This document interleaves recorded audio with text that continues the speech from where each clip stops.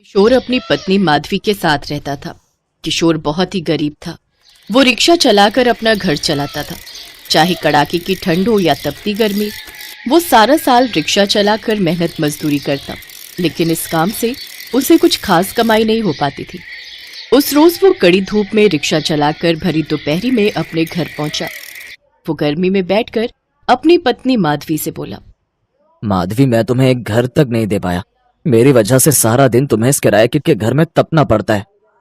ये आप कैसी बातें कर रहे हैं जी? मैं आपके साथ बहुत खुश हूँ। वैसे मुझे अच्छा लगा ये देखकर कि आपको मेरी कितनी परवाह है। मैं तो तब भी सारा दिन अंदर ही रहती हूँ, लेकिन आप तो बाहर तेज धूप में रिक्शा चलाकर मेहनत करते हैं, और वो भी सिर्फ हमारे लिए। तो इस हिसाब से मुझसे ज्यादा गर्मी तो आप झेलते हो। ऐसे ही कुछ दिन बीतते हैं, लेकिन दिन पर दिन गर्मी की तपन बढ़ती जा रही थी, जो कि अब बर्दाश्त कर पाना दोनों के लिए मुश्किल हो जाता था। उसके घर के लिए भी उन्हें हर महीने 1000 रुपए किराया देना पड़ता था, लेकिन पिछले 2 महीने से किराया न भर पाने के कारण एक रोज मालिक ने उन्हें वहां से निकाल दिया। अपने पास एक छत थी इस गर्मी से बचने के लिए, लेकिन वो भी हमसे छिन गई। अब हम इस भीषण गर्मी में कहाँ जाएंगे? मेरे पास एक जुगाड़ है। अपने पास जमा किए थोड़े से पैसों से वो पास की दुकान से एक टेंट लेकर आती है और एक पेड़ के नीचे तंबू गाड़कर अपना टेंट का घर तैयार कर लेती है। हो गया ना तैयार हमारा टेंट का घर। अब जब तक हम अपना घर नहीं ले लेते, हम यहीं इसमें ही रहेंगे। कम से कम किराया तो नहीं देना पड़ेगा। वाह, क्या दिमाग लगाया है। अब वो दोनों उस टेंट के घर में रहने लगते हैं, लेकिन जहां वो अपना टेंट का घर बनाते हैं, उसके सामने ही अमीर लोगों की कोठी थी। उस कोठी में निर्मला काकी रहती थी, जो कि गरीबों से बड़ी नफरत करती थी। अरे छी छी छी, ना जाने ये गरीब पैदा ही क्यों होते हैं। जहाँ बसते हैं बस वहीं गंदगी डालना शुरू कर देते हैं। ये बात किशोर और माधवी सुन लेते हैं, लेकिन चुप रहने के अलावा उनके पास कोई और चारा नहीं था। ऐसे ही कुछ दिन बीतते हैं। फिर एक रोज आधी रात को जब वो दोनों अपने टेंट वाले घर में सो रहे होते हैं, तभी माधवी को किसी के रोने की आवाज आती है। लग रहा है जैसे किसी के रोने की आवाज आ रही है। ये आवाज तो सामने वाले घर से आ रही है। मुझे इन्हें उठाना चाहिए, शायद उन्हें हमारी मदद की जरूरत है। सुनिए, उठिए ना, उठिए। क्या बात है माधवी, वैसे ही कितनी मुश्किलों से तो इस तपती गर्मी में नींद आती है। सुनिए, वो सामने वाली निर्मला काकी के घर से किसी के रोने की आवाज आ रही है, और उनके घर पर उनका बेटा और पति भी नहीं है। मैंने उन्हें कहीं बाहर जाते देखा था। घर पर अकेली सास बहू ही है। कहीं उन्हें हमारी मदद की जरूरत तो नहीं है? चलिए ना, चलकर देखते हैं आखिर क्या बात है। क्या कहीं कोई अनहोनी तो नहीं हो गई? लेकिन क्या उनके घर जाना ठीक रहेगा? मेरा मतलब है, वो इतनी अमीर हैं और हम गरीबों की तरफ तो वो देखती भी नहीं। ये आप कैसी बातें कर रहे हैं जी? इस समय आपको अमीरी गरीबी की पड़ी है। इंसानियत के नाते ही सही, हमें एक बार उनके यहाँ चलना चाहिए और देखना चाहिए आखिर माजरा क्या है। शायद तुम ठीक कहती हो, हमें जाकर देखना चाहिए। चलो माधवी, चलते हैं। वो दोनों निर्मला के घर पहुंच जाते हैं, जहां पहुंचकर वो देखते हैं कि निर्मला अपनी बहू रश्मि का सर अपनी गोद में रख कर रो रही है। क्या हुआ निर्मला काकी, आप रो क्यों रही हैं? मेरी बहू रश्मि पेट से है। अचानक से इसके पेट में बहुत तेज दर्द उठा, जिसके बाद ये बेहोश हो गई। मेरे तो कुछ समझ नहीं आ रहा मैं क्या करूं। आप घबराइए मत काकी, आपकी बहू को कुछ नहीं होगा। हम अभी इन्हें अस्पताल लेकर चलते हैं। लेकिन हम अस्पताल कैसे जाएंगे? हमारे दोनों ड्राइवर तो मेरे दोनों बेटों के साथ शहर से बाहर गए हैं। अब घर में सिर्फ एक ही गाड़ी है और मुझे तो वो चलानी भी नहीं आती। एक काम करिए, हम इन्हें मेरे रिक्शे में बैठा कर ले चलते हैं।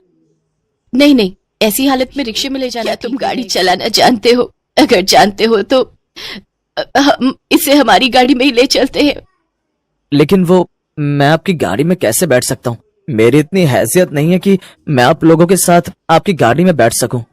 ये कैसी बातें कर रहे हैं जी आप? इस समय ये सब सोचने का वक्त नहीं है। आप जल्दी से गाड़ी निकालिए। हाँ बेटा, चाबी सामने दीवार पर टंगी है। किशोर जल्दी से गाड़ी निकालता है और उन्हें अस्पताल ले जाता है। सही समय पर इलाज मिलने पर रश्मि की जान बच जाती है, साथ ही उसके बच्चे की भी। वो एक बहुत ही प्यारे बेटे को जन्म देती है। ये देख निर्मला बहुत खुश होती है।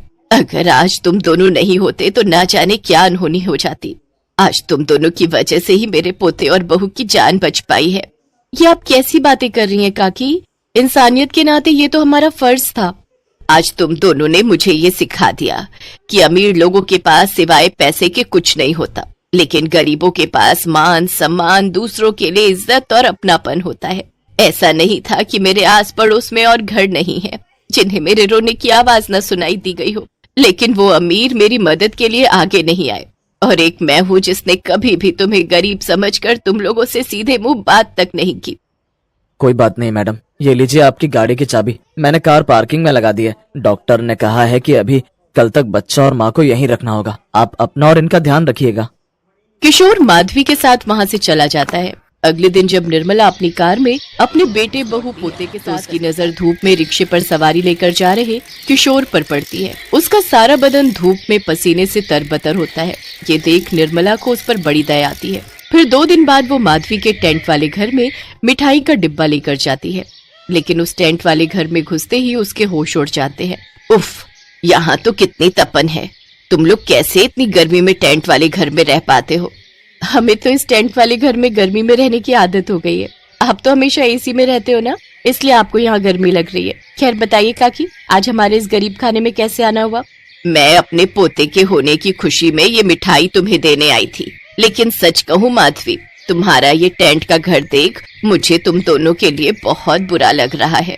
मैं अपने इस टेंट वाले घर में भी बहुत खुश हूँ काकी, और अगर मैं खुश नहीं रहूंगी तो मेरे पति को बहुत दुख होगा, जो कि मैं नहीं चाहती। ये लोग सचमुच में दिल के कितने अच्छे हैं। इन्होंने मेरी भी कितनी मदद की है। अब मुझे भी इनकी कुछ मदद करनी चाहिए। अगर मेरी मदद से इनका थोड़ा भी भला होगा तो मुझे बहुत खुशी होगी। निर्मला मिठाई का डिब्बा देकर वहां से चली जाती है और इस बारे में घर आकर अपने पति और बेटे से बात करती है। फिर वो लोग किशोर को अपने यहाँ ड्राइवर की नौकरी पर रख लेते हैं। उनके यहाँ ड्राइवर की नौकरी पाकर किशोर बहुत खुश होता है और बोलता है, मैडम आपका ये एहसान मैं कभी नहीं भूलूंगा। आपने मुझे ये नौकरी देकर बहुत एहसान किया है। नहीं किशोर, तुमने जो मेरे परिवार के लिए किया नहीं है उसके। निर्मला के घर ड्राइवर की नौकरी करने पर किशोर बहुत खुश था। अब वो धूप में रिक्शा न चलाकर बल्कि एसी वाली गाड़ी में बैठकर आराम की नौकरी करता है। साथ ही निर्मला उन्हें अपनी कोठी के पीछे बने स्टाफ क्वार्टर में एक कमरा रहने के लिए भी देती है और उसमें पंखा और कूलर भी लगवा देती है। कुछ समय बाद वो माधवी को भी अपने यहाँ खाना बनाने की नौकरी दे देती है, जिससे अब दोनों पति पत्नी खूब मेहनत करके अपना काम करते हैं और पैसे जोड़कर 2 साल बाद खुद का पक्का घर बना लेते हैं। साथ ही किशोर एक छोटा सा एसी भी उसमें लगवा लेता है, जिससे अब उन्हें गर्मी से राहत मिलती है। अब वो दोनों अपनी गर्मियां भी खुशी खुशी काटते हैं।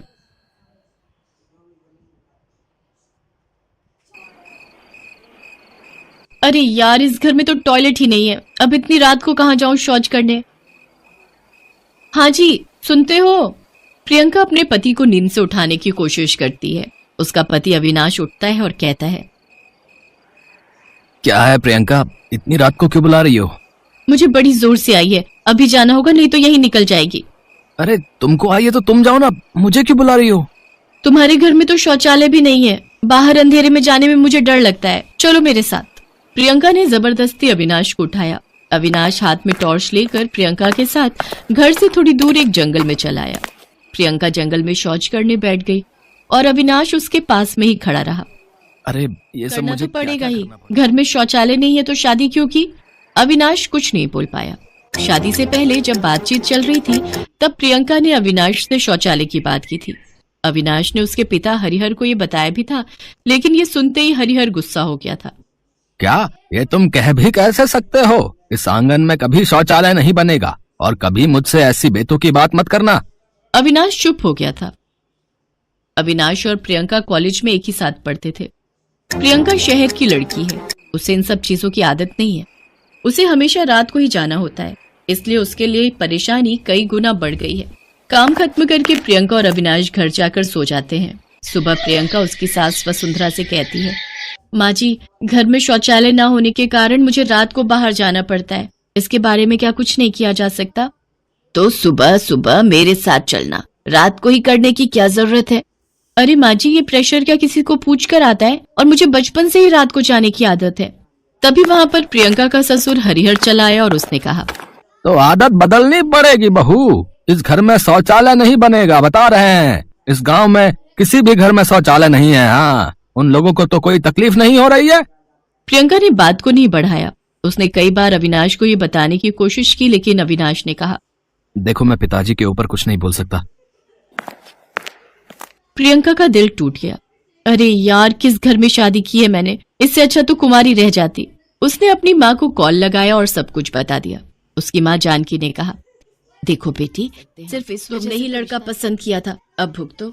अरे माँ, अब तुम भी ताना मारोगी क्या? कुछ आइडिया तो दो कि कैसे इन लोगों को मनाया जाए। जंगल में रात को कितने खतरे होते हैं, मुझे बहुत डर लगता है माँ। मुझे वो सब कुछ नहीं पता। तभी जानकी के बेटे यानी कि प्रियंका के भाई आलोक ने जानकी से फोन ले लिया और कहा, दीदी मैं एक आइडिया दे सकता हूँ। आलोक ट्रैकिंग करता था। उसने कहा, दीदी तू एक टेंट शौचालय खरीद ले। टेंट शौचालय? वो क्या होता है? अरे दीदी, हम जब ट्रैकिंग पे जाते हैं ना तो हम उसी में तो करते हैं। कहीं भी टेंट खोलो और कर दो, और उसके साथ एक पैन भी मिलता है जो टेंट के अंदर रहता है। वो भर जाए तो उसे साफ करना भी बहुत आसान है। आलोक का आइडिया प्रियंका को बहुत पसंद आया। उसने ऑनलाइन देखना शुरू कर दिया। ये तो बढ़िया चीज लग रही है, इसे ही खरीद लेती हूँ। प्रियंका ने टेंट ऑर्डर कर दिया। अगले दिन ही एक डिलीवरी वाला आकर टेंट दे गया, लेकिन हरिहर ने वो देख लिया। क्या है ये? टेंट एक बड़े से पैकेट के अंदर था। प्रियंका ने कहा, कुछ नहीं बाबूजी, ये कुछ लड़कियों वाला सामान है। ये बोलकर प्रियंका अपने कमरे में चली गई। रात को जब सभी सो गए तब प्रियंका बिस्तर से उठी। अविनाश भी सो रहा था। प्रियंका ने चुपके से बिस्तर के नीचे से टेंट को निकाला। अब छत पर जाकर टेंट लगा देती हूँ और फिर शौच करके देखती हूँ। प्रियंका टेंट और पैन लेकर छत पर चली गई और पैन रखकर उसके ऊपर टेंट लगा दिया और फिर टेंट के अंदर घुसकर अच्छे से शौच किया और फिर काम खत्म होने के बाद टेंट को समेट लिया। आहा, आज तो मजा आ गया। बिना किसी डर के शौच करने का मजा ही कुछ और है। प्रियंका ने बिस्तर के नीचे टेंट और पैन को रख दिया और सो गई। ऐसे ही कुछ दिन बीते। प्रियंका हर रात छत पर जाती और टेंट खोलकर पैन में शौच करती और टेंट समेटकर नीचे चली आती। एक दिन अविनाश ने उससे कहा, क्या बात है प्रियंका, बहुत दिन हो गए तुम रात को शौच करने नहीं गई, मुझे बुलाया नहीं, क्या बात है? कुछ नहीं जी, मुझे रात को नहीं आती आजकल। वाह, यही आदत तो डालनी थी। आज मैं बहुत खुश हूँ तुमसे। प्रियंका अपने मन में ही मुस्कुराने लगी, लेकिन उसी दिन रात को सब कुछ बिगड़ गया। प्रियंका टेंट लेकर छत पर गई और टेंट उसके हाथ से वो छत पर गिर गया। टेंट के गिरने से थोड़ी आवाज हुई। अरे बाप रे, हाथ से फिसल गया ये टेंट। क्या करूं, वापस चली जाऊं क्या? नहीं, अभी तो सभी घोड़े बेचकर छत पर आएगा। लेकिन उस आवाज से हरिहर की नींद टूट गई। अरे छत पर ये कैसी आवाज है? चोर वोर का चक्कर तो नहीं है? हरिहर सीढ़ियों से छत पर गया और देखा कि प्रियंका टेंट के अंदर घुस रही है। बहू, तुम यहाँ क्या कर रही हो? इतनी रात को ये टेंट क्यों लगा रही हो छत पर? प्रियंका डर गई, वो कुछ बोल नहीं पाई। हरिहर ने टेंट के अंदर शौच करने वाला पैन देख लिया और वो बहुत गुस्सा हो गया। ये क्या, तुम टेंट लगाकर शौच करती हो, वो भी छत पर? तुम्हारी हिम्मत कैसे हुई ये करने की? चिल्लाने की आवाज सुनकर अविनाश और वसुंधरा भी चले आए। नहीं बाबूजी, आप जैसा सोच रहे हैं वैसा कुछ नहीं है। असल में मुझे बाहर जाने में डर लगता है और ये तो घर की औरतों की इज्जत का भी सवाल है ना। तुम कहना क्या चाहती हो? इस गांव की किसी भी औरत की इज्जत नहीं है। सुनो बहू, तुमने मेरी बात न मानकर बहुत बड़ी गलती कर दी है। अब इस घर में तुम्हारे लिए कोई जगह नहीं है। सुबह होते ही तुम अपने मायके चली जाना। प्रियंका रोने लगी, लेकिन कोई फायदा नहीं हुआ। वो अपने कमरे में जाकर कपड़े बैग में भरने लगी। हरिहर भी अपने कमरे में चला गया, लेकिन तभी उसका पेट दर्द करने लगा। पेट में दर्द हो रहा है, लगता है मुझे शौच करने जाना होगा। हरिहर एक टॉर्च लेकर घर से निकल गया और जाकर टॉर्च बांधकर जंगल में ही बैठ गया। आसपास ही एक सांप घूम रहा था। उसने हरिहर के पैर में काट लिया। बचाओ! अरे सांप ने काटा है मुझे। हरिहर चिल्लाने लगा। आवाज सुनकर वसुंधरा, प्रियंका और अविनाश वहां पहुंचे और हरिहर को अस्पताल ले गए। अस्पताल में हरिहर का इलाज किया गया और बहुत कोशिशों के बाद वो बच गया। रात को जंगल में क्या कर रहे थे आप, जो सांप ने काट लिया?